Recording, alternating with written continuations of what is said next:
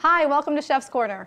I'm Chef Shelley, and as a Grant Family Farms share owner, you and I both know 'tis the season for squash. And it's not just some squash once in a while, it's all the squash all the time, right? Well, I'm here to tell you, don't panic. You don't have to eat your squash in the week that you get it.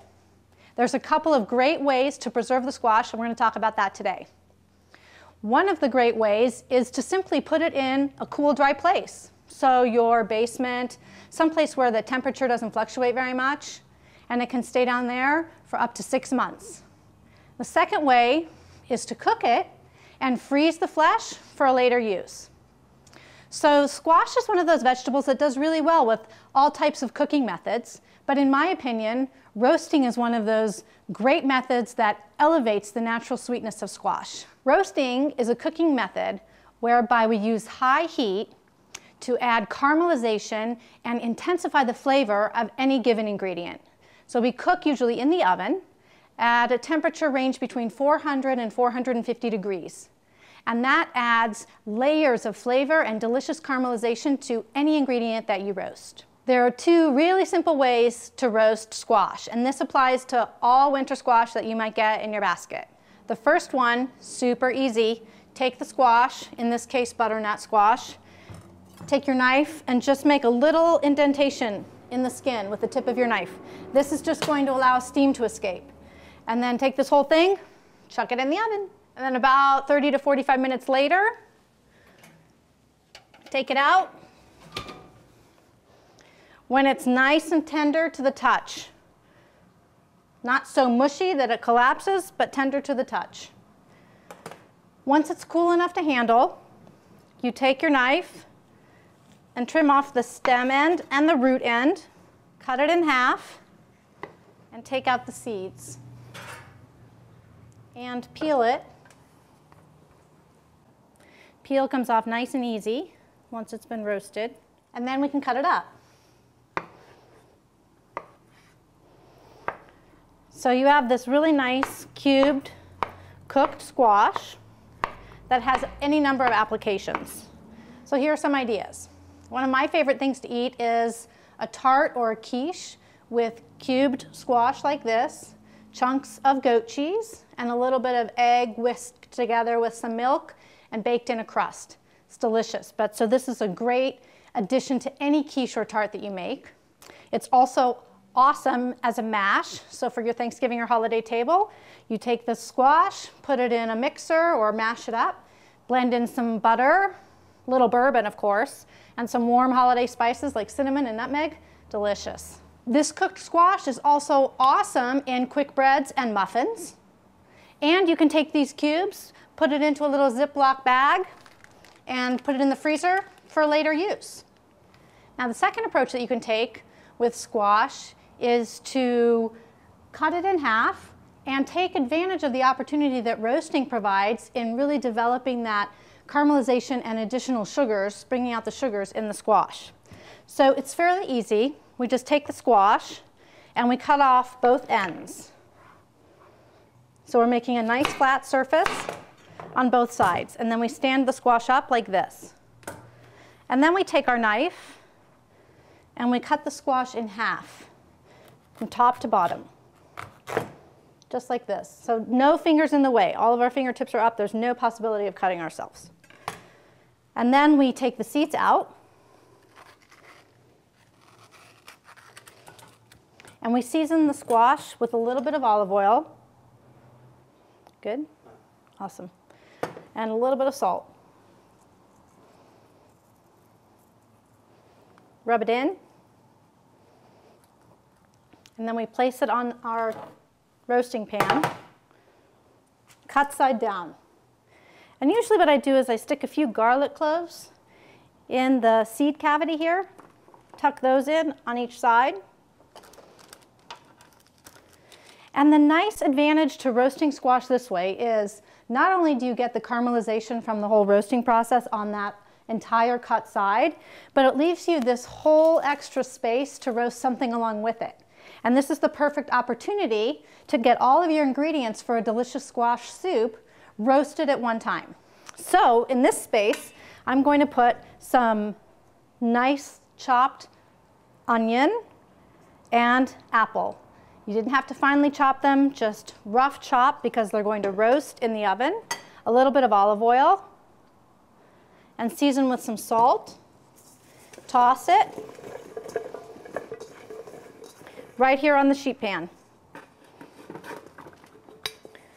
So we've got everything we need right here to make a nice soup. We have onions, we have garlic tucked in here, we have apple, and everything's going to roast along together and get nice and caramelized.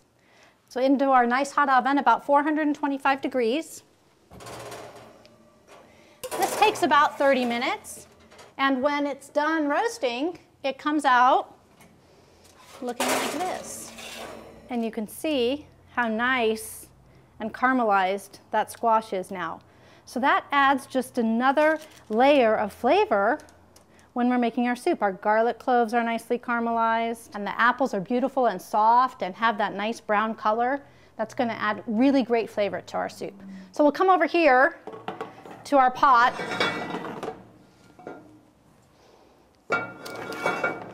And now that the squash is a little bit cooled, we can take the peel off.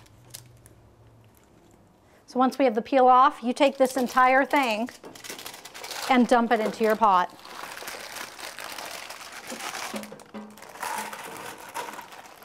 Pour broth over the top. So it's just covered with broth. Now we're going to let the soup come to a simmer, kind of smashing things together.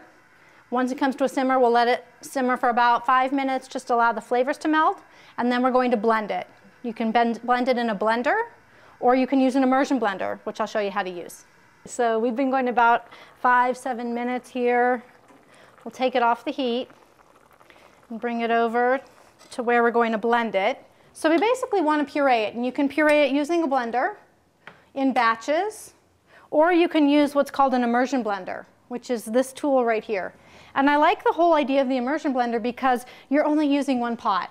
You know, you're not having to dirty the blender and clean it, and then put it into a separate pot and clean that pot, and then clean this pot. It's just much more efficient. So to use the immersion blender, what you want to do is stick the blender all the way down to the bottom of the pot. And then we turn it on. And you move it around the pot to puree what's in it.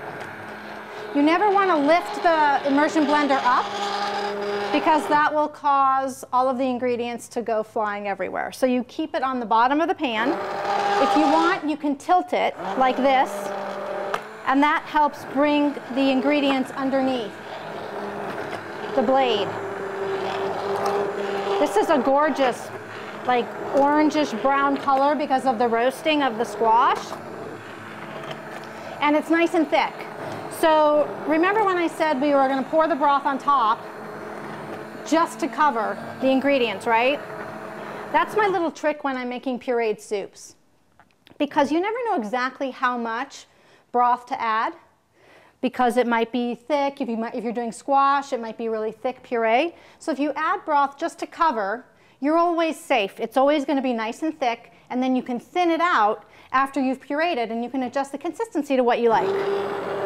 It's always easier to thin out than it is to thicken, right? Because then you'd have to roast more squash or pull some squash out from your freezer, add it to here, and puree it in.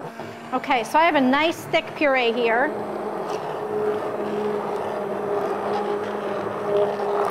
And I'm going to grab my broth and add a little bit more liquid.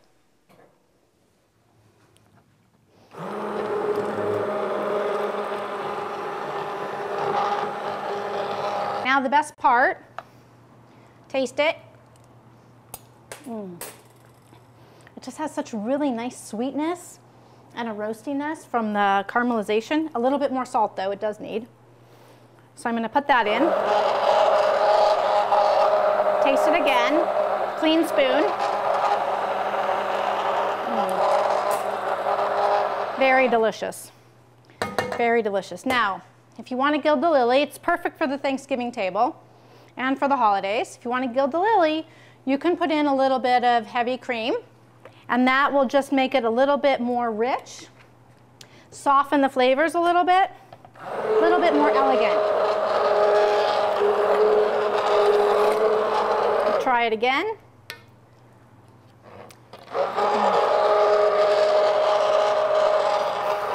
I vote for cream. But if you don't vote for cream, it was equally delicious. So now we'll just ladle it in to a cup. And I say to go ahead and dollop with goat cheese. That adds a little bit of salty flavor as well. Salt helps elevate the flavors in food. So you can use a soft goat cheese, or here I have a hard goat cheese that I'm just going to grate over the top. Wonderful and delicious. It's a great Thanksgiving holiday soup to serve. It also freezes really well. So for more tips, tricks, and techniques, visit us at kitchencue.com. I'll see you in the kitchen.